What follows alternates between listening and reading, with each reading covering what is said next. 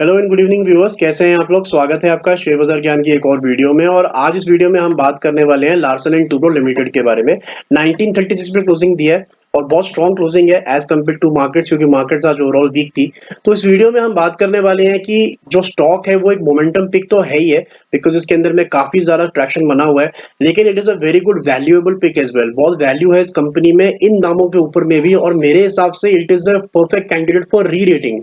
यहाँ से स्टॉक की री रेटिंग होनी चाहिए। तो इसके बारे में डिटेल में बात करेंगे इस वीडियो में। आपको टेक्निकल एनालिसिस करेंगे, साथ ही साथ में फंडामेंटल एनालिसिस भी करेंगे लार्सन एंड टूब्रो का, because it's a value pick as well. अगर खाली मोमेंटम पिक होता तो सिर्फ टेक्निकल पे ध्यान देते, फंडामेंटल पे तो ध्यान नहीं देते।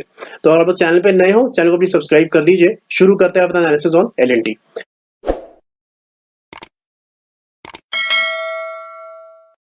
तो सबसे पहले मैं आपको ले जाना चाहूंगा एलएनटी के डेली चार्ट्स पे। डेली चार्ट्स बहुत स्ट्रांग लग रहे हैं इसके। थोड़ा आपको जूम इन करके मैं दिखा देता हूँ। दो एवरेजेस जो इसमें यूज करी हुई है जो आपको दिख रही है, red line is the short term 20 moving average, black line is the long term 200 moving average. तो आप देख सकते हो कि इसकी जो शॉर्ट टर्म मूविंग एवरेज है वो ऊपर की तरफ शेप कर रही है, that indicates that the short term trend is positive. इसीलिए इसको एक मोमेंटम पिक बोला जा सकता है। जो इसके आप इसका जो अगर आप मूवमेंट देखोगे पिछले 3-4 दिन के अंदर में, तो जो इसने रेड कैंडल्स बनाई है यहाँ पे, उसका हाई तो इसने कल ही निकाल दिया था। ये 3-4 अगर हम इसको कंसोलिडेशन को इकट्ठा कर दें, तीनों चारों ही रेड कैंडल्स हैं। मतलब ओपनिंग के बाद में स्टॉक गिरा है और क्लोजिंग भी नीचे ही दी थी। उसके बाद में कल का जो एक मूव था वो बहुत स्ट्रांग था कि एक ही दिन में चारों के हाईस को निकाल दिया, और आज एक फॉलो अप बाइंग इसके अंदर में देखने को मिली है। साथ ही साथ में मुझे जो चीज अच्छी लग रही है, हमेशा मैं इस बारे में बात करता हूँ अपनी वीडियो में, कि जब भी इन दो एवरेजेस के बीच में गैप कम होता है, एक नए ट्रेंड की शुरुआत वहीं से होती है। जब भी गैप बढ़ जाता है तो वहां से ट्रेंड पूरा का पूरा पलट जाता है, चाहे वो ट्रेंड ऊपर का हो चाहे वो ट्रेंड नीचे का हो। फॉर एग्जाम्पल जैसे आप यहाँ देख सकते हो, जब ये नीचे गिरा था और यहाँ पे इसका गैप बढ़ गया था, तो यहाँ से ट्रेंड रिवर्सल देखने को मिला था। सेम तरीके से जो ये पूरा ट्रेंड चलते हुए आया है, यहाँ पे एक गैप बन गया, तो यहाँ से भी इसका एक ट्रेंड रिवर्सल हमारे को देखने को मिला।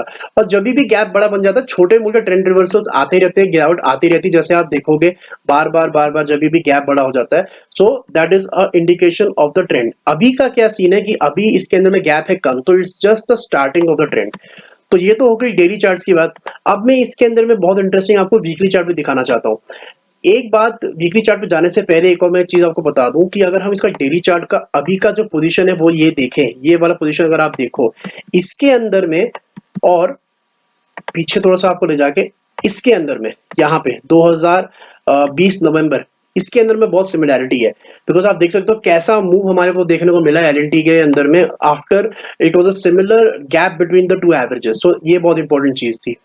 अब मैं आपको दिखाना चाहता हूं कि क्यों एलएनटी री रेटिंग का कैंडिडेट है। उसके लिए मैं आपको ले जाना चाहूंगा अपने सिस्टम पे वीकली चार्ट्स के ऊपर में। ये एलएनटी का वीकली चार्ट है। अब वीकली चार्ट में क्या होता है कि बहुत सारा डेटा आपको एक छोटी स्क्रीन में दिख जाता है। आप देख सकते हो 2011 से लेके 2022 का डेटा है ना, मतलब ऑलमोस्ट 11 साढ़े 11 साल का डेटा आपकी स्क्रीन के सामने अभी दिख रहा है आपको। अब इसके अंदर आप क्या देख सकते हो कि ऊपर की तरफ मैंने इसके हाइस कनेक्ट करके एक ट्रेंड लाइन बनाई है, और नीचे की तरफ इसके लोज कनेक्ट करके एक ट्रेंड लाइन बनाई है। एक बार जरूर ये लो टूटा था, but this was in Covid, तो ये एक आप एक एक्सेप्शन मान सकते हो। अपार्ट फ्रॉम दिस ब्रेकडाउन, आप देखोगे कि 2011 से लेके 2022 तक एलएनटी एक रेंज में ही रहा है।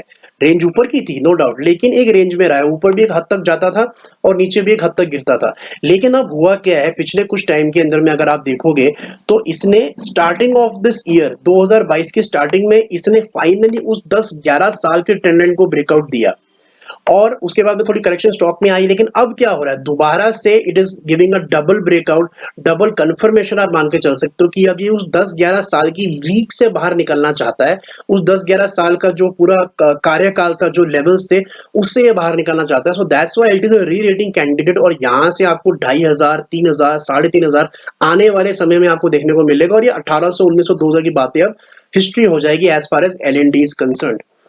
अब लेवल्स की बात कर लेते हैं। लेवल्स अगर हम इसका ध्यान दें, तो सबसे पहले जो ऊपर की तरफ आपको थोड़ा सा रेजिस्टेंस मिलेगा, वो मिलेगा around the levels of 1980। Because 2000 again एक साइकोलॉजिकल लेवल है, तो जो ये हाई बना हुआ था, इसके सामने आपको हल्का सा रेजिस्टेंस यहाँ देखने को मिलेगा। And once it takes out the all time high जो कि 2080, जो कि यहाँ से बहुत दूर नहीं है, ये दोनों पे दोनों रेजिस्टेंस 10% के अंदर अंदर ही है। तो एक बार ये 10% का मूव आपको यहाँ से दे देता है, ये एक अनचार्टेड टेरिटरी में जाएगा, और फिर इट विल री रेट द प्राइस कंप्लीटली। तो ये हो गया क्यों ये एक मोमेंटम पिक है, साथ ही साथ में कुछ वैल्यू की बात भी हमने करी है, क्योंकि हमने इसका वीकली चार्ट डिस्कस किया है। जब भी मैं वीकली चार्ट डिस्कस करता हूँ उसका रेलेवेंस यही होता है कि weekly chart is more reliable, उसके अंदर में कोई चीजें इतनी आसानी से बनती बिगड़ती नहीं है। सो अब हम बात करेंगे आगे इसके फंडामेंटल्स की, what is important in the fundamentals. अब फंडामेंटल्स में हमारे को देखने की दो तीन चीजें होती हैं। Number one is the rate of return on equity, that is very important. Return in equity जो एक रेशो होता है, इसका मतलब ये होता है कि कितना पैसा जो कंपनी के अंदर लगाया जाता है शेयर होल्डर्स के द्वारा, उसका कंपनी क्या करती है, क्या उसके ऊपर रिटर्न कमा के देती है अपने शेयर होल्डर्स को। और ये जो रिटर्न इक्विटी है ये 20 से 30% के बीच में अगर आपको मिले तो आइडियल होता है। 20 to 30% अगर आपको मिल जाए तो दिस इज आइडियल। तो आप देख सकते हो कि एल की रेट ऑन इक्विटी इज 20%, तो that is a very good thing. दूसरी चीज फंडामेंटल के अंदर में इंपॉर्टेंट रहती है, that is the profit growth, कि प्रॉफिट कैसा कमा रही है कंपनी, रेगुलरली प्रॉफिट कैसा कमा रही है। तो आप देख सकते हो कि 70% का प्रॉफिट ग्रोथ कंपनी ने कमा के रिपोर्ट कर चुकी है इन द रिसेंट टाइम्स। 70% का ग्रोथ, ऑब्वियसली लास्ट ईयर का जो इनका पूरा का पूरा फाइनेंशियल्स था वो इतना अच्छा नहीं था, तो वहां से एक एब्रप्ट आपको मूव देखने को जरूर मिला है। अब दूसरी बात जो है इसके अंदर में हमारे को देखनी, apart from profit growth and the return on equity, is the debt to equity ratio, कि कंपनी के जो ऑपरेशंस हैं वो क्या डेट से चल रहे हैं या इनके पास में जो इनफ कैश फ्लोज हैं उससे से चल रहे हैं। So an ideal debt to equity ratio is below 1। अगर 1 के नीचे अगर आपको डेट टू इक्विटी रेशियो मिलता है, इसका मतलब कंपनी के पास में अच्छा खासा कैश है और अच्छा खासा वो अपना ऑपरेशन जो है विदाउट डेट चला रहे हैं। तो यू कैन सी एल के अंदर में the debt to equity ratio is also 0.30, 1 के नीचे है। So that is also a positive thing in the fundamental analysis. और बात बची इसकी प्राइसिंग की, ये सब चीजें तो ठीक है कि आपका प्रॉफिट भी अच्छा है, आपके पास कर्जा भी नहीं है और आप अच्छा पैसा भी कमा के दे रहे हो निवेशकों को। अब बात आ जाती है कि शेयर कितना महंगा है कितना सस्ता है। देखिए अगर इसके सेक्टर को हम कंपेयर करेंगे तो पीई रेशो जो इसका प्राइस टू अर्निंग रेशो है वो 30 पे है, जो कि हल्का सा, मैं ये नहीं कहूंगा सस्ता है लेकिन महंगा भी नहीं है। दूसरी बात, जो इसका सेक्टर का पीई है पूरा वो 50 के करीब है, तो अपने सेक्टर के हिसाब से सस्ता ही शेयर है। प्राइस टू बुक रेशो की अगर हम बात करेंगे तो 2.79 है। आइडियली इसके अंदर में आपको 2 के नीचे होना चाहिए, बट 2.79 है जो सेक्टर से अभी भी सस्ता है।